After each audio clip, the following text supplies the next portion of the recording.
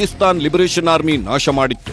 ಒಂದು ಬ್ರಿಡ್ಜ್ ಮೇಲೆ ಹೋಗ್ತಾ ಇದ್ದ ದೊಡ್ಡ ಬಸ್ ಅನ್ನ ಕೆಲವೇ ಕ್ಷಣಗಳಲ್ಲಿ ಬ್ಲಾಸ್ಟ್ ಮಾಡಿತ್ತು. ಇದರಲ್ಲೂ ಸಾಕಷ್ಟು ಸೈನಿಕರು, ಸೇನಾ ಅಧಿಕಾರಿಗಳು ಪ್ರಾಣ ಕಳೆದುಕೊಂಡಿದ್ರು. ಹೀಗೆ ಇದೇ ವರ್ಷ ಸುಮಾರು 10ಕ್ಕೂ ಹೆಚ್ಚು ದಾಳಿಗಳು ನಡೆದಿದ್ದು, ಒಂದೇ ವರ್ಷದಲ್ಲಿ ಪಾಕಿಸ್ತಾನದ 50ಕ್ಕೂ ಹೆಚ್ಚು ಸೈನಿಕರನ್ನ ಹೊಡೆದು ಬಿಸಾಕಿದ್ದಾರೆ.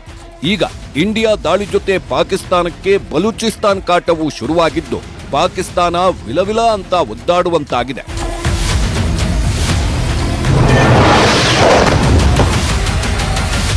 ಪಾಕಿಸ್ತಾನ ಒಬ್ಬಂಟಿಯಾಗಿದೆ. ಪಾಕಿಸ್ತಾನಕ್ಕೆ ಯಾರೂ ಸಹ ಬೆಂಬಲ ಕೊಡ್ತಾ ಇಲ್ಲ. ಪಾಕ್ಗೆ ಭಯ ಶುರುವಾಗಿದೆ. ಯಾರು ಎಲ್ಲಿಂದ ಹೊಡಿತಾರೋ ಎಂಬ ಆತಂಕ ಕಾಡ್ತಾ ಇದೆ. ಅದಕ್ಕೆ ಕಾರಣ 4 ದಿಕ್ಕುಗಳಿಂದಲೂ ಪಾಕಿಸ್ತಾನಕ್ಕೆ ನರಕವೇ ಕಾಣ್ತಾ ಇದೆ. ಪಾಕಿಸ್ತಾನದ ಮೇಲೆ ಯುದ್ಧ ವಿಮಾನಗಳು, ಮಿಸೈಲ್ಗಳು, ಬಾಂಬುಗಳ ಮಳೆ ಆಗ್ತಾ ಇದೆ.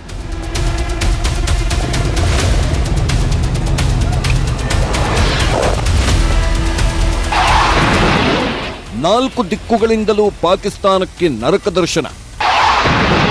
ನಾಗರಿಕರೇ ಪಾಕ್ ವಿರುದ್ಧ ದಂಗೆ ಏಳ್ತಾರೆ.